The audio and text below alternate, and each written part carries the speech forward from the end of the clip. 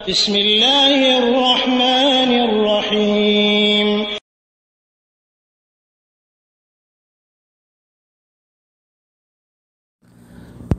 ওয়ালাইকুম আসসালাম রহমতুল্লাহি ওয়া বারাকাতুহু। ভাই, প্রথমত আপনাকে অনুরোধ করব যে এত বড় বড় অডিও শোনার মতন আমার টাইম নাই, বুঝতে পারলেন? কারণ আমি এই যে এখন বসেছি, জোহরের নামাজ পড়ে এসে বসেছি, আসর পর্যন্ত আমি বিভিন্ন গ্রুপের উত্তর দেব।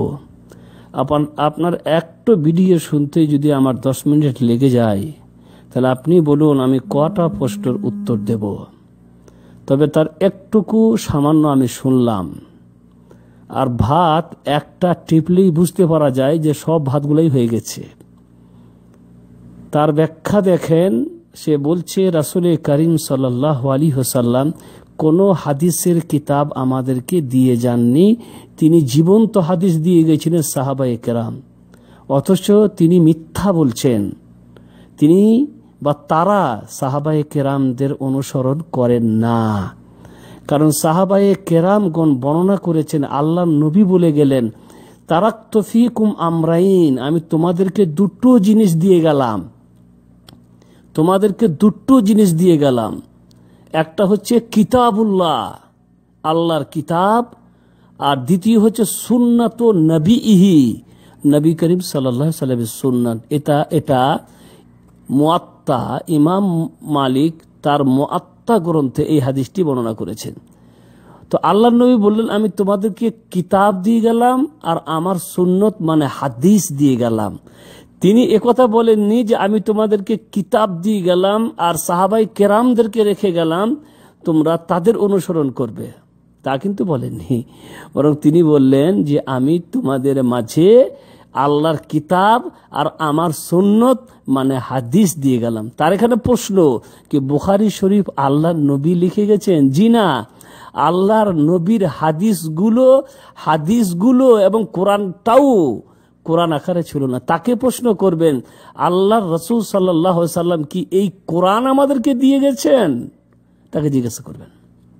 এই যে 30 পারা কোরআন, সূরা ফাতিহা থেকে শুরু হচ্ছে আর কুল আউযু বিরাব্বিন নাসে গিয়ে শেষ হচ্ছে, এই 30 পারা কোরআনটা, এই যে কোরআনটা বর্তমানে দেখছি একটা কোরআন, বিরাট বড় একটা বই আকারে, এই কোরআনটা আল্লাহ নবী আমাদেরকে দিয়ে গেছেন। যেমন তিনি হাদিসও দিয়ে যাননি, তেমন তিনি এই 30 পারা কোরআনটাও আমাদের হাতে তুলে দিয়ে যাননি। মানে হচ্ছে কোরআনটাও ছিল সমস্ত সাহাবাদের মাথায় মাথায়, আর হাদিসগুলোও ছিল সমস্ত সাহাবীদের মগজে মগজে। আল্লাহর নবীর চলে যাওয়ার পরে আবু বকরের জামানাও শেষ হয়ে গেল, উমারের জামানাও শেষ হয়ে গেল, তখনও কোরআন এই কোরআনের মতো ছিল না যে কোরআন আমাদের হাতে রয়েছে।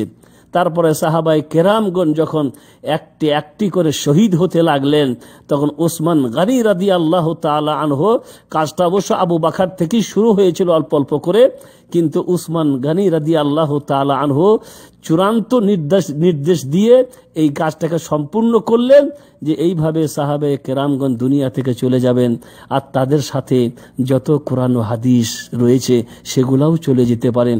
হতে পারে অনেক ইসলামের জিনিস হয়তো আমরা হারিয়ে দেব। তাই তিনি নির্দেশ দিলেন গোটা কোরআনকে একত্রিত করা হোক। তারপরে তার নির্দেশে যে যতটা জানতেন, যার নোটবুকে যতটা লেখা ছিল, এক এক করে সমস্ত কোরআনকে একত্রিত করে এই একটা 30 পারা কোরআন হলো। অতএব ভাই আমার, আপনি বলছেন হাদিস কি আল্লাহ নবী লিখে গেছিলেন? হাদিস কি আল্লাহ নবী দিয়ে গেছিলেন? জি না, নবী কিছুই লিখে যাননি, কোরআনও লিখে যাননি, কোরআনও দিয়ে যাননি, আর হাদিসও দিয়ে যাননি।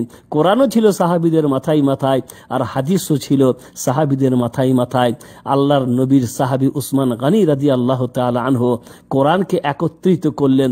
তারপরে আস্তে আস্তে করে জামানা এগুতে লাগলো। এইবারে ইমাম বুখারীর মতন, ইমাম তিরমিজির মতন, ইমাম আবু দাউদ, ইমাম ইবনে মাজা, এই ধরনের বড় বড় হাদিসের পণ্ডিতগণরা যখন এলেন, তখন তারাও দেখলেন যে না, হাদিসগুলোকে একত্রিত করতে হবে, নাহলে এইভাবে আমরা অনেক হাদিস হারিয়ে ফেলবো।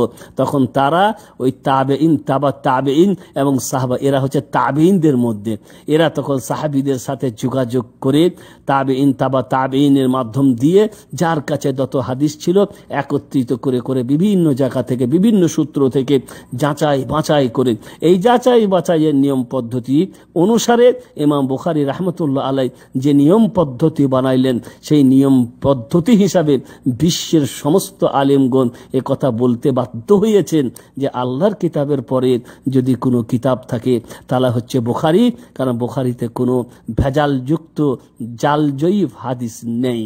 তো মোট কথা হচ্ছে, জোর গলায় বলছে যে আল্লাহর নবী দিয়ে গেছিলেন, সাহাবী কোনো হাদিস দিয়ে যাননি, কিন্তু এ কথা বলছেন না যে আল্লাহর নবী তো কোরআনও দিয়ে যাননি। ভাইরা আমার, কথা হচ্ছে এই ধরনের কথা ওরা দাবি করছে আহলুস সুন্নাহ ওয়াল জামাআহ। আহলুস সুন্নাহ ওয়াল জামাআহ তাদের কি বলা হয়? যারা কোরআন আর সুন্নাত ছাড়া অন্য কিছু মানে না। কোরআন আর সুন্নাহ, রাসূল করিম সাল্লাল্লাহু আলাইহি সাল্লাম বললেন, যখন তোমরা বিভিন্ন মতে ফেসে যাবে, বিভিন্ন সমস্যায় ফেসে যাবে, তখন তোমাদের সমাধান হলো আলাইকুম বিসুন্নতি ওয়া সুন্নাতাল খুলাফা আর রাশিদিন। তখন তোমরা আমার সুন্নত আর আমার চারজন খলিফা, দেখেন চারজন খলিফা, আল্লাহ নবী কথা বললেন না যে আমার যে কোনো সাহাবীকে তোমরা অনুসরণ করবে না, আমার চারজন খলিফার কথা অনুযায়ী আমল করতে চেষ্টা করবে। যখন তোমাদের মাঝে কোনো সমস্যা দেখা দিবে, আর সেই সমস্যার সমাধান যদি সরাসরি কোরআনে না পাও, আমার হাদিসে যদি না পাও, তাহলে তোমরা দেখবে যে আমার এই চারজন খলিফা, চারজন সাহাবী কি করেছেন, তাদের কথা এবং তাদের করা কাজটা তোমাদের জন্য দলিল হিসাবে গ্রহণ করা যাবে। জোর গলায় মানুষকে বলা যায়, টুটি ফাটিয়ে মানুষকে বলা যায়, মানুষের কাছে খুব হাহা এবং বাই নেওয়া যায়। কিন্তু ভাইরা আমার, কালকে কিয়ামতের মাঠে আল্লাহ এই সমস্ত আলেমদের সাথে বুঝে নিবেন যে এরা কিভাবে সমাজকে আর মানুষদেরকে গোমরাহ বানাচ্ছেন।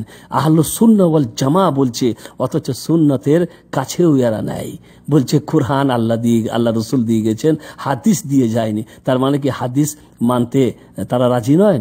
আচ্ছা বলুন, যদি হাদিস মানতেন রাজি নন, হাদিস মানবেন না, সাহাবীদেরকে মানবেন, তাহলে কি কোন সাহাবী একথা বলেছেন নাকি যে জোহরের নামাজ 4 রাকাত? নাকি তারা বলেছেন জোহরের নামাজ 4 রাকাত আল্লাহর নবী পড়েছেন, আসরের নামাজ 4 রাকাত আল্লাহর নবী পড়েছেন? নাকি তারা পড়েছেন আল্লাহর নবী পড়েননি? এমন কোনো ব্যাপার আছে নাকি? সাহাবায়ে কেরামগণরাও বলতেন আমাদের হচ্ছে তরিকায়ে মুহাম্মদ সাল্লাল্লাহু আলাইহি সাল্লাম, তারা রাসূল করিম সাল্লাল্লাহু আলাইহি সাল্লামের কাছ থেকে যা শুনেছেন সেটাই তারা ব্যক্ত করেছেন। তো যাই হোক, আমি তার আরো অনেক কথা ভিডিওতে আছে যা শোনার মতন ধৈর্য রাখতে পারছি না, কারণ আমাকে এখন অনেক প্রশ্নের উত্তর দিতে হবে। আশা করি বুঝতে পারছেন। আল্লাহ আমাদেরকে সঠিক সুন্নত বোঝার তৌফিক দান করুন।